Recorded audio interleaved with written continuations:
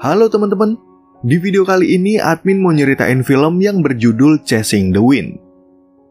Film ini menceritakan tentang seorang CEO wanita yang tiba-tiba mendapat kabar dari ayahnya kalau perusahaan mereka akan bangkrut akibat krisis keuangan. Untuk mengatasi masalah tersebut, mereka lalu berencana untuk membangun hotel mewah di sebuah pantai yang ditempati oleh seorang pria yang merupakan pemegang saham di perusahaan. Wanita ini pun akhirnya berusaha membujuk pria itu untuk mengikuti rencana mereka, namun tanpa disangka mereka berdua malah saling jatuh cinta. Nah, kira-kira bagaimanakah kisah pria dan wanita ini selanjutnya? Yuk langsung aja admin mulai alur cerita filmnya. Cerita film ini dimulai dari wanita cantik bernama Ashley yang sedang berada di sebuah klub malam.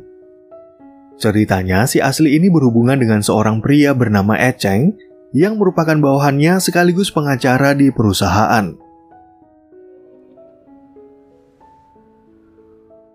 Keesokan harinya saat berangkat ke kantor, Ashley tiba-tiba mendapat kabar dari asistennya yang bernama Elchin kalau ayah dan teman ayahnya ingin mengadakan pertemuan. Namun Ashley tiba-tiba aja dicegat oleh Ed Cheng yang ingin meminta kepada Ashley untuk menegaskan hubungan mereka di depan ayahnya. Beberapa saat kemudian, Ashley akhirnya bertemu dengan ayahnya bernama Arif dan teman Arif yang bernama Nasmi. Dalam pertemuan itu, Arif dan Nasmi kemudian menyampaikan berita buruk di mana perusahaan mereka sebentar lagi akan bangkrut akibat krisis keuangan. Untuk mengatasi masalah ini, Arif dan Nasmi berencana untuk membangun sebuah hotel mewah, yaitu di pinggir pantai di kota Chesme yang tanahnya merupakan milik perusahaan mereka. Namun sayangnya mereka punya satu kendala, di mana Nasmi nggak saling akur dengan putranya bernama Ege yang ternyata punya 25% saham dari perusahaan.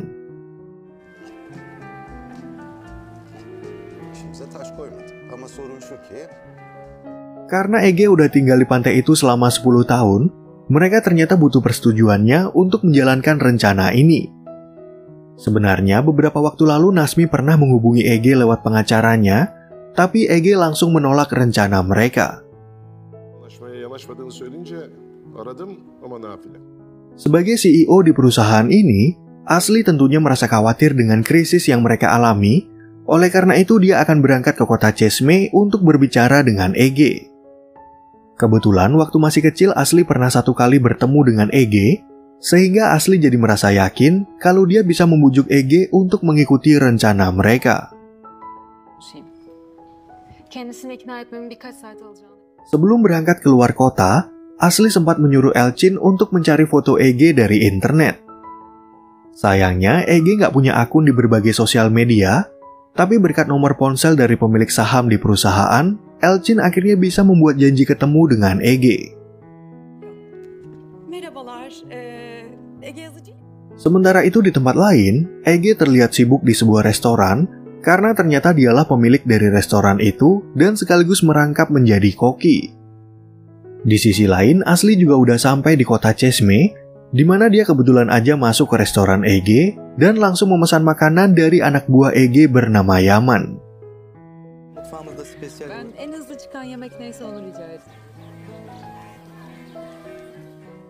Setelah menunggu beberapa lama, Ege akhirnya mengantar makanan bagi Ashley yang ternyata sama sekali nggak mengenalinya. Namun makanan itu ternyata nggak sesuai dengan selera Ashley, sehingga dia langsung komplain kepada Ege dan memintanya agar membuatkan makanan baru.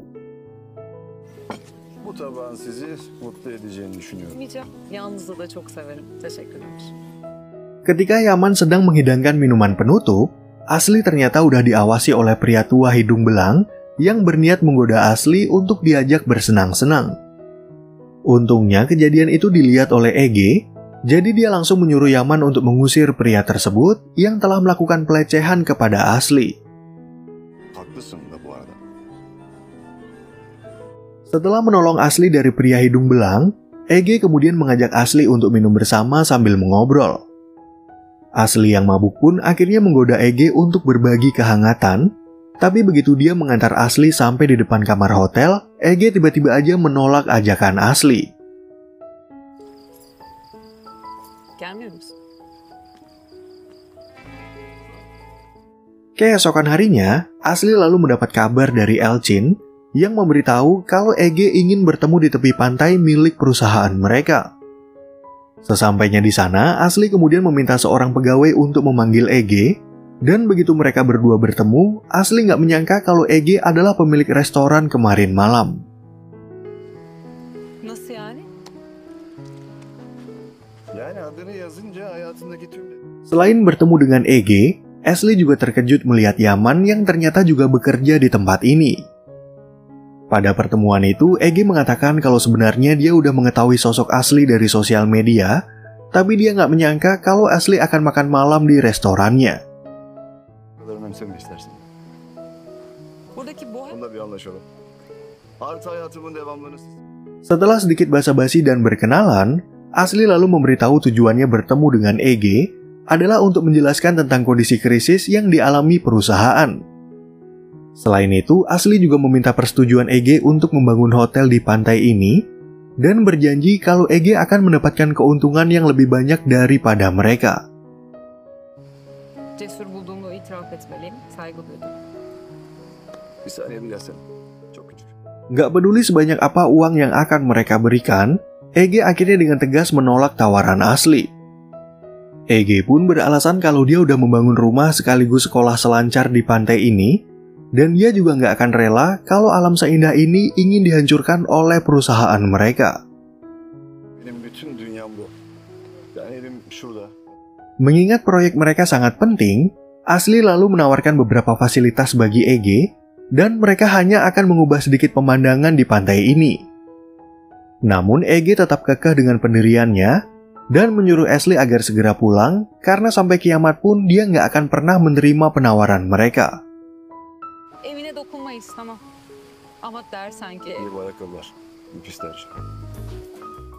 Asli yang merasa kesal dengan penolakan Ege, kemudian menyuruh Elchin untuk mencari tahu tentang semua usaha Ege di kota ini.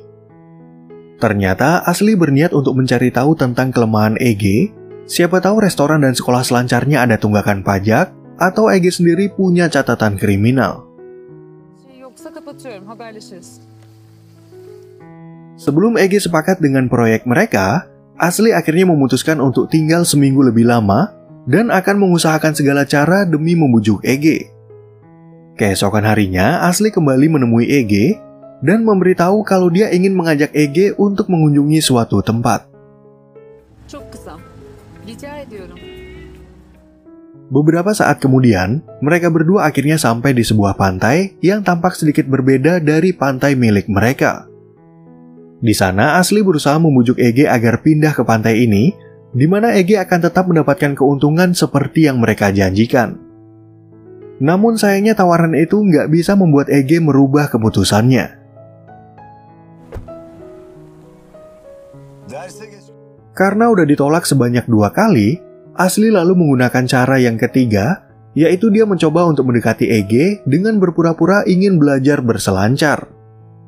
Awalnya, Ege sempat curiga dengan rencana Asli, tapi karena Asli ngotot ingin mendaftar kegiatan ini, Ege akhirnya menugaskan pegawainya bernama Shirma untuk melatih Asli. Deme. Bir kez daha hoşça kal. Begitu Asli kembali ke hotel, dia akhirnya mendapat kabar dari Elchin tentang info pribadi Ege beserta semua usahanya. Ternyata selama ini Ege nggak pernah melakukan tindak kejahatan apapun, bahkan semua usahanya sama sekali nggak punya utang, dan Ege sendiri sangat taat kepada pajak. Telefonla internetine kadar baktırdım. Çevre vergisine. Dari informasi yang diberikan oleh Elchin, Asli akhirnya berpendapat kalau Ege adalah pria baik yang nggak bisa dilawan sembarangan dengan menggunakan cara licik. Asli pun akhirnya berbuat baik untuk mendapatkan simpati dari Ege, tapi sayang Ege udah tahu tentang kondisi perusahaan dan dia sama sekali nggak berniat untuk membantu mereka. Zarifsin. Pardon, oldu mu? Adegan film kemudian beralih ke Yaman, yang hari itu sedang melihat istrinya yang bernama Yasmin. Ceritanya, Yaman dan Yasmin ini udah pisah ranjang selama 6 bulan, dan dalam beberapa minggu ke depan, mereka berdua akan mengikuti sidang perceraian.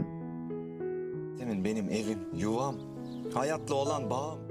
Karena merasa sedih atas perpisahan ini, Yaman lalu curhat kepada Ege kalau sebenarnya dia masih mencintai Yasmin seperti dulu. Yaman pun akhirnya sadar kalau dia udah berbuat salah kepada Yasmin dan berharap kalau Yasmin masih mau memberikan kesempatan kedua untuk memperbaiki hubungan mereka. Sonra yalandan aşkmış, oymuş, buymuş.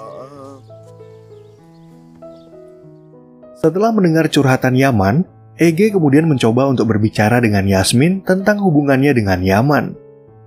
Sebagai sahabat, Ege tentunya ingin kalau Yaman dan Yasmin rujuk kembali, namun sayang Yasmin tetap kekeh untuk bercerai dengan alasan dia udah cukup menderita dengan pernikahan ini.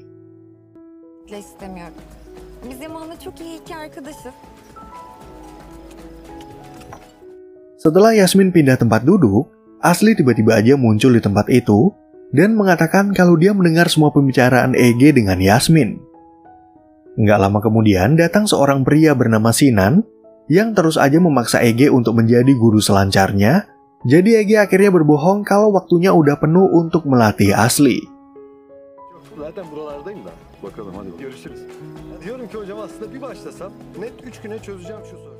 Keesokan paginya, Ege mendapat telepon dari pengacaranya yang bernama Yilmaz yang merasa curiga kalau ada penggelapan dana yang dilakukan oleh ayah Ege. Kebetulan Asli baru sampai di tempat itu, sehingga Ege langsung menutup teleponnya dan bersiap-siap untuk mengajari Asli berselancar. Ekipmanları ve olayın mantığını anladığını düşünüyorum. Sabahtan beri... Sesuai ucapannya kemarin malam, Ege lalu memberikan teori dan praktek dasar untuk berselancar, walaupun dia tahu kalau Asli mendekatinya demi proyek. Awalnya, Asli kesulitan dalam mengikuti latihan tersebut, tapi berkat semangat dan dorongan dari Ege, Asli akhirnya berhasil mengangkat layar untuk yang pertama kalinya. Bir dakika ya, ön ayak hangisiydi? Ön ayağın önündeki... Gergin ayak gergin. Setelah latihan mereka udah selesai, Asli kemudian mendengar pembicaraan dari Ege dan Yaman yang akan nongkrong dengan teman-teman mereka. Di sana, Asli juga mendengar cerita tentang masa lalu Yaman, di mana dulu dia pernah mendirikan perusahaan konstruksi dan sempat dibantu Ege sebelum dia bangkrut. Çok iyi bir fikir olduğunu düşünüyordum ama değil. Hadi merak ettim, anlat. Ege benim şirketim. Sesuai aturan dari perusahaan Asli, Ege sebenarnya dilarang untuk bekerja sama dengan orang lain atau sekedar menjadi investor bagi perusahaan lain. Asli pun akhirnya meminta Elchin untuk menyelidiki usaha Yaman yang udah bangkrut, karena jika Ege terbukti berpartner dengan Yaman, maka mereka bisa mengeluarkan Ege dari dewan perusahaan. Böyle çözülüyorsa var ya, bu bizim bayramımız olur. Di sore harinya, Asli kemudian datang ke sebuah tempat untuk nongkrong bareng bersama Ege dan teman-temannya. Di perkumpulan itu, teman-teman Ege ternyata punya sebuah tradisi di mana mereka akan melempar batu ke dalam laut sambil membuat permohonan waktu matahari mulai terbenam. Üç tane taş al Aslı. Berhubung Yasmin punya galeri lukisan, dia membuat permohonan agar lukisannya laku terjual, sehingga Asli jadi tersentuh dan ingin membantu penjualannya. Nggak lama kemudian, Asli tiba-tiba aja mendapat telepon dari Elchin yang ternyata nggak bisa menemukan apa-apa tentang kerjasama Ege dan Yaman, jadi dia meminta Asli untuk mencari bukti lain. Di saat Asli akan latihan berselancar, dia nggak sengaja melihat pegawai yang ketiduran dan Ege yang lagi sibuk dengan klien. Asli pun kemudian memanfaatkan kesempatan itu untuk membuka laptop Yaman, dan akhirnya dia menemukan sebuah dokumen lama tentang kerjasama Yaman dengan Ege.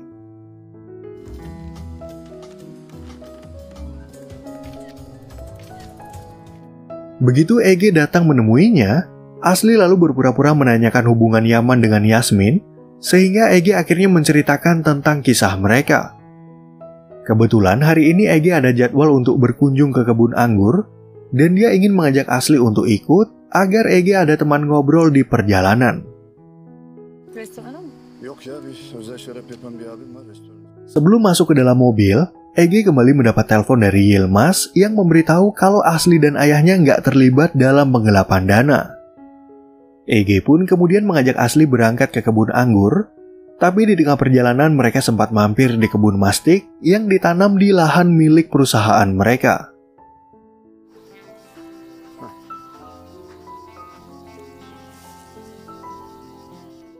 Beberapa saat kemudian, mereka berdua akhirnya sampai di tempat tujuan, yaitu kebun anggur milik pasangan suami istri yang bernama Kokmas dan Ferus.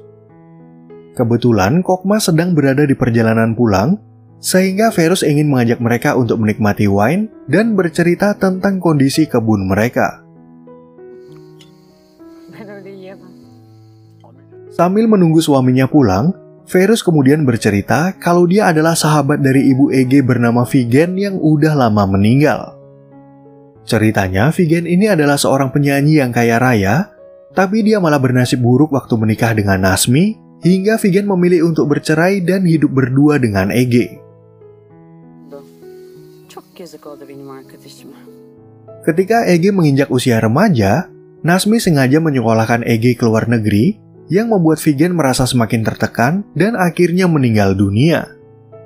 Nggak lama kemudian, Kokmas akhirnya sampai di tempat itu, tapi dia tiba-tiba aja hampir pingsan waktu keluar dari mobil akibat mengkonsumsi gula yang berlebihan. Ben de sordum. Maalesef değilmiş canım. Karena masih khawatir dengan kondisi Kokmas, Ferus kemudian meminta Ege dan Asli untuk menginap di rumah ini.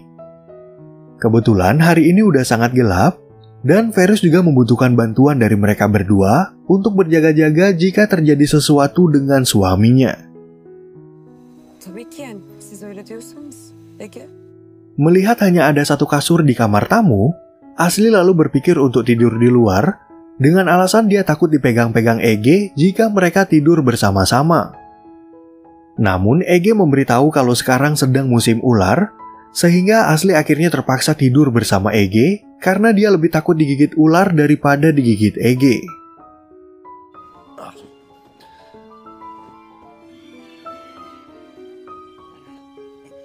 Setelah memastikan kondisi Kokmas sudah normal, Ege dan Asli akhirnya memutuskan untuk pulang dari rumah Ferus. Di tengah perjalanan, Asli tiba-tiba mengatakan kalau dia ingin mandi, jadi Ege langsung mengajak Asli untuk mandi di sebuah pantai yang sering Ege datangi waktu dia masih kecil.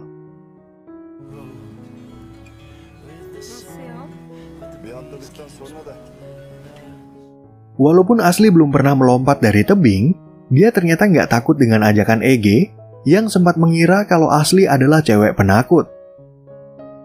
Beberapa saat kemudian, Ege akhirnya mengantar Asli kembali ke hotel, di mana mereka berdua ternyata menikmati perjalanan ini dan mereka juga terlihat saling menyukai. Di saat Asli masuk ke kamarnya, Eceng tiba-tiba aja muncul di tempat itu yang merasa cemburu karena sempat melihat Asli bersama Ege. Selain itu, Eceng juga merasa marah karena Asli nggak pernah menghubunginya, sehingga Asli akhirnya beralasan kalau dia sengaja mendekati Ege demi masa depan perusahaan mereka.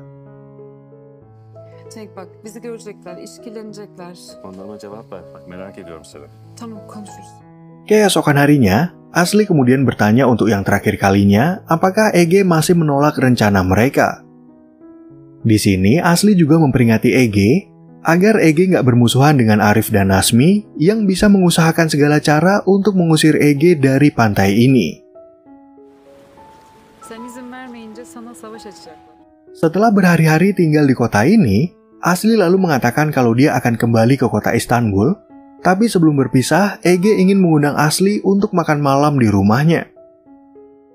Di siang harinya, Asli kemudian datang menemui Yasmin, dan sesuai ucapannya beberapa hari lalu, Asli akhirnya membantu penjualan lukisan Yasmin secara online. Sen çok yeteneklisin. Ben bir şey yapmadım. Sesuai ajakan Ege tadi pagi, Asli kemudian datang ke rumah Ege untuk menikmati masakan Ege sebagai makan malam.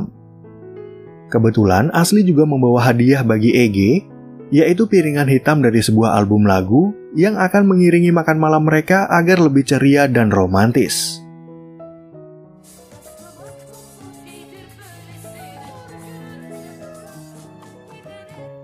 Setelah mereka selesai makan, Ege lalu bertanya kepada Asli, apakah menjadi CEO adalah impian Asli sejak masih kecil. Asli pun akhirnya bercerita tentang masa lalunya, di mana waktu dia masih kecil ibunya malah jatuh cinta dengan pria lain dan akhirnya meninggalkan Asli beserta ayahnya. Bunu da oldukça kabullenmiş gibisin. Semenjak kejadian tersebut, Asli akhirnya hidup berdua dengan sang ayah yang selalu sibuk dengan urusan di perusahaan. Sejak itulah Asli jadi terbiasa dengan kehidupan sang ayah, sehingga dia nggak pernah berpikir memiliki impian lain selain menggantikan posisi ayahnya sebagai seorang CEO. Her şeyim var. Niye mutsuzum diyordum. Dengan kehidupan yang super sibuk, Asli sebenarnya merasa frustasi menjadi CEO, tapi dia jadi merasa bahagia ketika menghabiskan waktunya di kota ini. Dari pembicaraan itulah hubungan mereka berdua menjadi semakin akrab. Namun begitu Asli akan pulang ke hotel, mereka berdua tiba-tiba aja terbawa perasaan dan terbakar api asmara.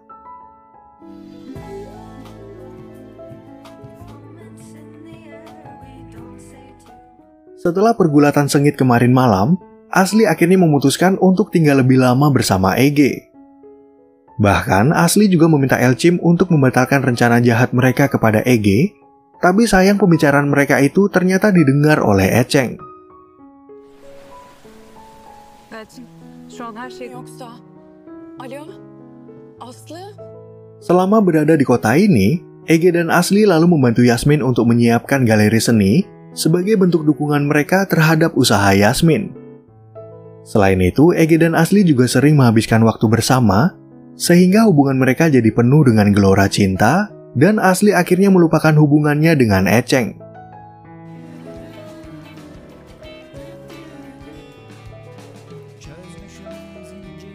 Lalu pada suatu ketika, Ege dan Asli kemudian datang ke galeri Yasmin untuk mengikuti acara pembukaan.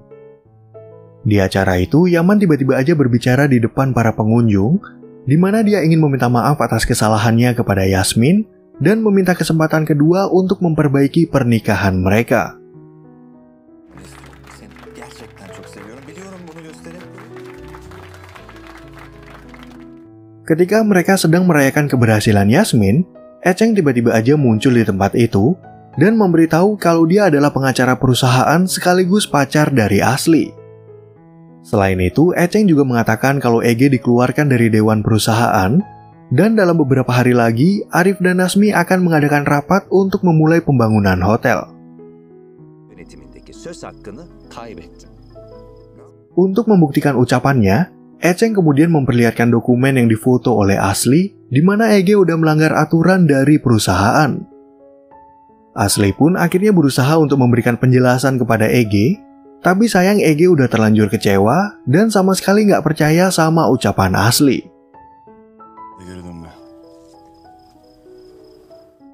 Keesokan paginya, Asli akhirnya pulang ke kota Istanbul sambil menyesali perbuatannya yang udah menjebak Ege ke dalam permainan mereka.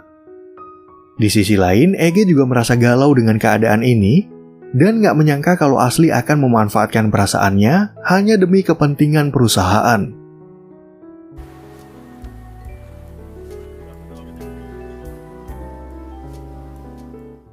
Beberapa hari kemudian, Yilmaz akhirnya datang menemui Ege untuk membawakan bukti penggelapan uang yang dilakukan oleh Nasmi. Pada hari itu, Ege kemudian datang ke perusahaan, di mana para dewan akan menandatangani kesepakatan untuk pembangunan hotel, tapi Asli akhirnya menolak rencana tersebut. İmzalamayacak. Mesaj farkında mısın? Baba bizim gerçek hiçbir şeyimiz olmamış ki. Di waktu yang bersamaan, Ege akhirnya masuk ke ruang rapat dan membongkar penggelapan uang yang dilakukan oleh ayahnya. Ege pun akhirnya menawarkan bantuan untuk mengatasi krisis di perusahaan dengan memberikan semua keuntungan yang dia dapat selama 15 tahun yang ternyata sama sekali nggak pernah dia sentuh. Jika para dewan setuju dengan bantuannya, Ege kemudian meminta syarat agar Aslilah yang memegang kendali penuh atas perusahaan ini. Selain itu, Ege juga menuntut syarat tambahan kalau lahan pantai yang merupakan milik perusahaan kini semuanya menjadi milik Ege dan nggak boleh diganggu-gugat. Saçmalığın ta kendisi sensin. Her şeyden Beberapa waktu kemudian, Asli akhirnya datang kembali ke restoran Ege untuk meminta maaf atas kesalahan yang dulu pernah ia lakukan. Untungnya Ege bersedia untuk memaafkan Asli, sehingga Ege dan Asli akhirnya bisa memperbaiki kisah cinta mereka dan hidup bahagia di kota Çeşme.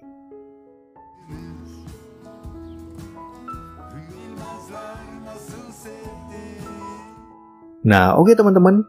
Sekian ya perjumpaan kita di alur cerita film yang berjudul Chasing the Wind. Semoga teman-teman semua merasa terhibur sama cerita film ini, dan sampai jumpa di video yang berikutnya.